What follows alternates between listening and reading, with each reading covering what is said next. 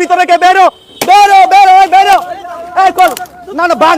এই নালার উপর কিসের ঘর ভাঙ ভাঙ ভাঙ ভাঙ ভাঙ ভাঙ দাঁড়ান দাঁড়ান এগুলো ভাঙ ভাঙ খুলেন খুলেন এটা ভাঙেন ভাঙেন ভাঙেন এটা ভাঙেন নালার উপর ঘর হবে না ভাই ভাঙেন এটা ভাঙেন এই ভাঙেন ভাঙেন এগুলা না না দাঁড়ান আলু কত পেঁয়াজ কত চোখ খুলেন দেখেন উপরে দেখেন দেখেন কেমন লাগতেছে আপনার কেমন লাগতেছে সুন্দর লাগে কেমন লাগতেছে বলেন কেমন লাগতেছে এই যে পুরানো ঘর ভেঙে আমরা নতুন করে তৈরি করে দিছি ওনাকে আমরা বৃদ্ধাশ্রমে পাঠাতে চাইছিলাম বাট ওনার পরিবার পরিজন কেউ নাই উনি দীর্ঘ 20 বছর ধরে এই এলাকায় আছে সেজন্য আমরা চেষ্টা করছি এই ড্রেনের উপরে একটা কাঠামো তৈরি করে যেন উনি একটু